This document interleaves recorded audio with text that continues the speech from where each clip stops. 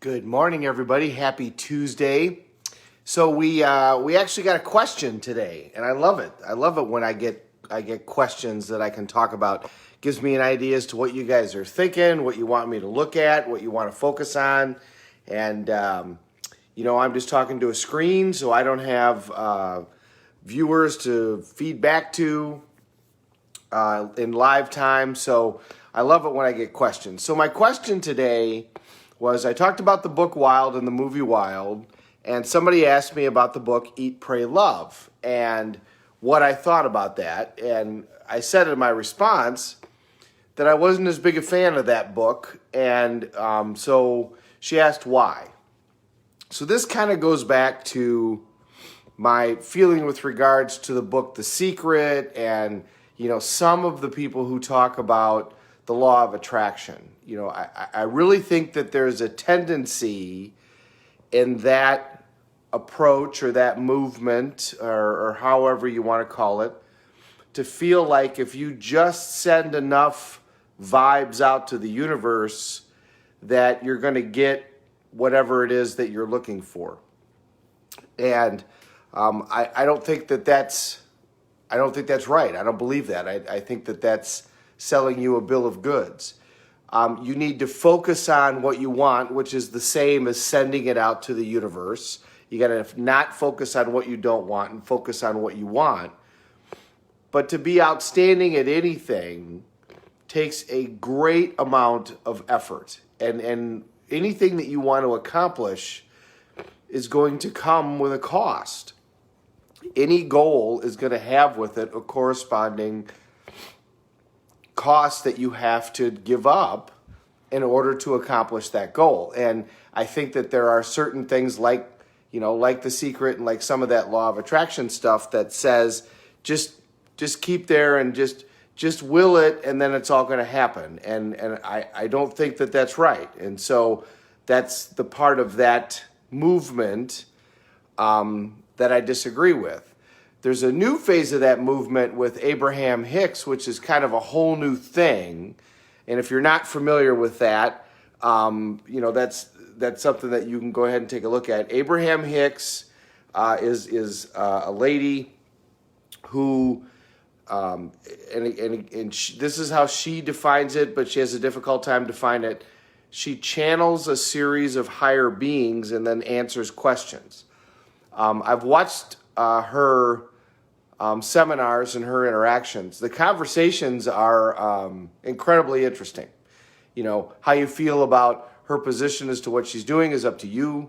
But the conversations are incredibly interesting. But the bottom line of that whole thing, that I want to make clear from my perspective is whatever it is that you're going to go do, you got to go work at it with a great degree of effort. Now, if it's something that you love and you have a big enough why, it's not going to feel like any effort. It's going to feel effortless. But you're still not just sitting there saying, this is what I want. And the great metaphor that I like for that is a garden. I mean, if you want to have a beautiful garden, and I think everybody's going to be doing gardens this year because it's something to do, can you just throw out seeds and then just sit there and will a beautiful garden? And the answer, of course, is no. Any beautiful garden takes a tremendous amount of effort. Now, if you love it, it's not effort, but it still takes a tremendous amount of time and effort in order for the garden to be great. Gravity and weeds are automatic. They happen without effort. And that's the thing with life. If you're not going towards something, then gravity and weeds take over. That's why I like the phrase, if you're not growing, you're dying. Because if you're just staying stagnant, trying to maintain with what you got, you're dying. You're losing ground because gravity and weeds will take over. That part is what is automatic in this life. You have to be moving towards something. So now to the question. Eat, Pray, Love versus the book The Wild. I talked about the book Wild yesterday, and I was asked about Eat, Pray, Love and what I think about that book. So first of all, I don't think the book Wild is a true story. The lady that wrote it actually lived what she's writing about. Whereas Eat, Pray, Love, I think, is just a story. I like the true stories better. I like the people, when you're talking about self-help stuff, I like the people that have actually gone through the process as opposed to just, writing about it. I mean, writing about it could be interesting, but I like the people that have gone through the process better. In Wild, she commits to do this physical act. And for her, it was walking the Pacific Coast Trail. First of all, I think if you're going to make a major change in your life, committing to some sort of physical component to that is a wonderful idea because it will cause you to discipline all of the other areas of your life. Time is the only thing that we all have the same amount of. And if you decide that you're going to do some sort of physical challenge, lose a certain amount of weight, run a 3K, run a 5K, run a 10K, run a marathon, run a triathlon, run the Ironman, whatever. That's going to take a certain amount of time and a certain amount of effort, and it's going to cause you to have to structure the rest of your life. You got to structure your day so that you have time to exercise and time to sleep. You have to structure your food. So she decides in the book Wild to do this physical event, and it's one that anybody can do. It doesn't cost anything.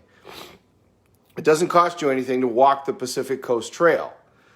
And along that line then is where she has her kind of self-realization about life. So that's one distinction between that and Eat, Pray, Love that I like. Second one is Eat, Pray, Love I don't think is a true story. I think it's just a story. Third, my take from Eat, Pray, Love was the message to me was if you could only afford to go to India, then you would find everything that you're looking for in life. You would find your life's purpose. You would find the love of your life. You would find this. You would find that. And if you didn't take the messages that way, then great. But I kind of did, and I thought that was really a bunch of crap because you have a bunch. A lot of the people that read the book are at home. They might be stuck in a relationship that they're not happy with. Might be stuck in a life that they're not controlling right now. They're at the effect and not at the cause. And then they read this book and they think to themselves, well, if I could only afford to go to India, then all my problems would be solved. And that's the furthest thing from the truth. Going on a trip is not going to solve your problems because it doesn't require internal change. It just changes location. And whatever problems you have, they're going to be with you at the new location. Now, you might learn something at that location, and possibly that could change who you are. But see, the great thing about a physical act is you absolutely have to change who you are in order to accomplish the physical act. So the part about making a decision and changing your values and changing your beliefs, those things kind of happen automatically when you decide to take on a physical challenge. So if you decide, I'm going to lose 40 pounds and you pick a program and you do that program, you're changing your habits, you're changing your focus, and then that's a great opportunity to peel away the layers and open things up so that you can change other areas of your life. So that's my challenge with the book Eat, Pray, Love, is it's not a true story. And my takeaway from the book, at least I don't think, I might be wrong about that. And my takeaway from the book was, if you could only afford to go to India, then your whole life would be better. Incidentally, I'll give you some inside info.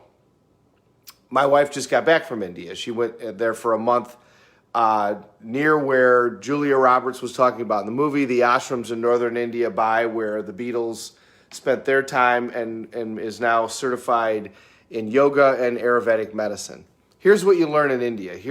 When people all go to India to find themselves, going back to the people in the 50s and the 60s, like I said, when the Beatles did it, and then now her name is eluding me, the activist who's now like 70 or 80 did it.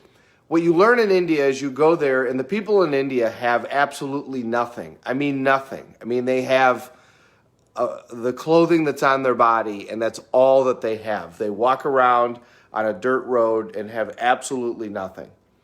But they're joyous and they're grateful. And that's part of the religion, the Hindu religion, because however you live this life is how you're going to live your next life. So that's where a lot of this comes from. But that's the big realization that happens in India, especially if you're from the United States, especially if you're upper middle class or wealthy and you're still miserable, and you go there and you look around at these people who have literally, they sleep on dirt at night, but yet they're grateful for their life. And you realize to yourself, why am I being such a whiner when I've got everything in the world at my fingertips and I'm walking around pissed off all the time for nothing that really matters? So that's the reality that you get when you go to India. So you can get that reality without having to go to India. And that's the great thing I like about the book Wild. Her realization could have come from deciding to do anything. You know, you don't need... Sorry, my phone quit for a second. I was going to continue to talk about the steps to lasting change, but I think there's something else that we should kind of talk about today. So, watching a little bit of kind of the conversation that's going on social media, it seems to me that we're getting at a tension level that is just amazing. And I don't think it's a good idea for all of us. We are social creatures. Human beings love to have social interaction. And some people don't love crowds, but we all need physical social interaction. And that has gone away for a period of time. I mean, if you think about it, when you're in trouble in prison, what do? They put you in solitary confinement so that you can't interact with others. We've all been kind of separated for a period of time, and that's now starting to change and open up. And I think that's being reflected on social media right now. I mean, the level of tension and hostility and discourse on social media seems to me to just keep growing and growing and growing. And these are stressful times. You know, I mean, when you have too much certainty in your life, when you know what's going to happen, how do you feel? What happens? You're bored. Well, when you have too much uncertainty, what happens? You freak out, right? Well, there's a ton of uncertainty out in the world right now. What is the new world going to look like, and how is this all going to work? How is everything going to come back?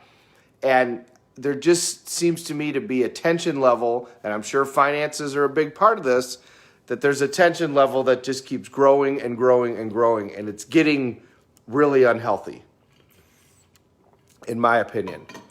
So I would encourage you to think about limiting social media. We need to figure out how to start interacting again.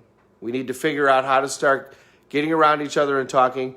And I would encourage you, when that happens, to set a rule. We're not going to talk about the virus. We're not going to talk about politics, okay? We're not going to talk about that. We're going to talk about other things. Eleanor Roosevelt said, big-minded people talk about ideas, medium-minded people talk about events, small-minded people talk about other people. And if you're talking about what other people are doing, then you're talking about other people.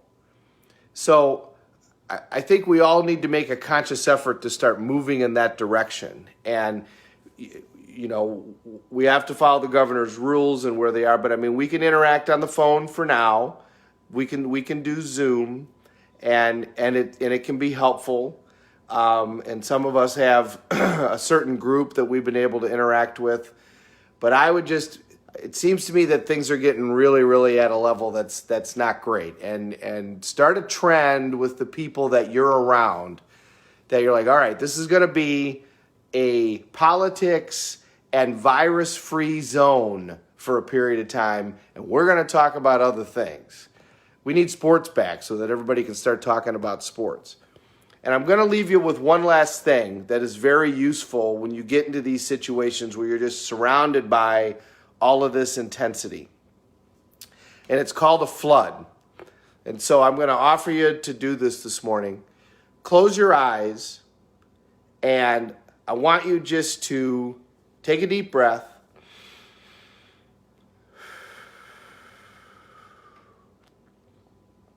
And I want you to think about something that you're incredibly grateful for. A moment, a person, a situation, anything. It doesn't matter. Your other than conscious mind or your subconscious mind will control this for you. I want you to think about something that you are unbelievably grateful for. It can be a relative. It can be a child. It can be a situation that you have in your life. It can be that you live in this amazing country. It can be that you live at this amazing time. And I want you to see it in front of you. See that moment in front of you and really feel it and grab that moment and bring it into your heart and just feel it. Take a second and just feel that moment.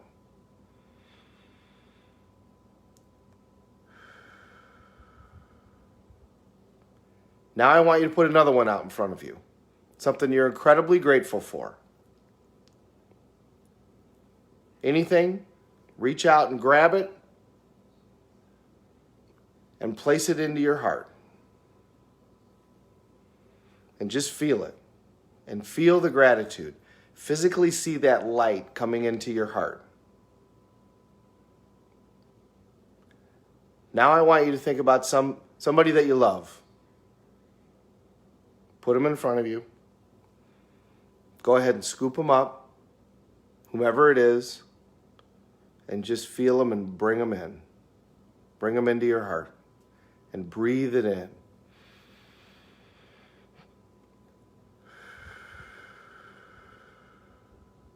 Somebody else that you love, put them in front of you. Put your arm around them. Bathe them in white light or blue light and bring them in. Feel them in your heart.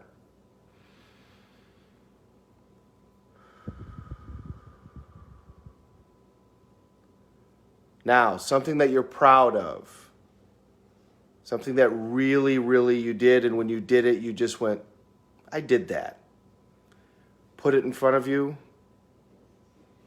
Put your hand around it. And just bring it in. And feel it.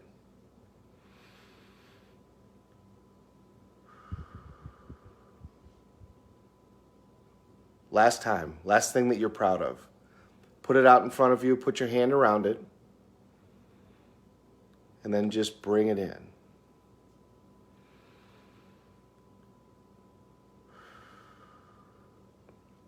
Now imagine that there's a light coming from above, and it's a beautiful color, whatever color works for you. It's white, or it's gold, or it's blue.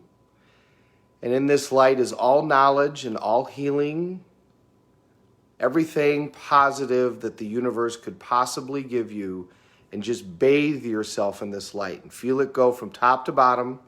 And as it does, it cleanses and it heals.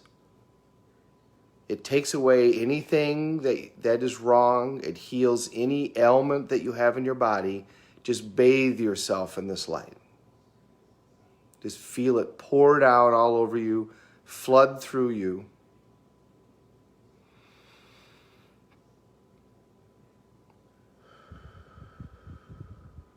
Fill yourself up. And then take a minute and send that beautiful healing, all knowledgeable light out into the world to everybody that you love. And feel yourself just send it out.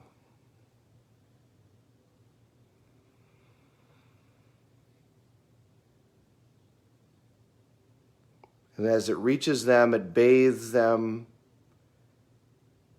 in knowledge and healing, joy and understanding. That beautiful colored light full of love bathing them, fills them up.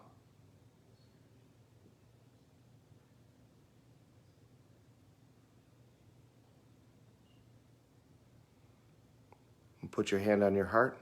Take a deep breath. And open your eyes. So that was only a few minutes, and you can add more time to that if you want. What that will do is it takes your biomechanics and it puts them in alignment. So rather than having your biomechanics all over the place, your heart and your mind and your body will all go into alignment when you do that. That little moment that we did will last for hours and hours today, and you should, hopefully, if you are able to focus on it, feel a calming difference just after that moment, because now your whole body is in alignment. That will help you deal with the uncertainty of the world that is going on right now. And I'd encourage you to think about doing that multiple times a day. Do it with your family. You'd be amazed at the change that 10 minutes in doing that will do. So thank you very much for today, and thanks for the question. We'll go back to the topic that we were talking about yesterday tomorrow. Have a great Tuesday, everybody. We're going to get through this.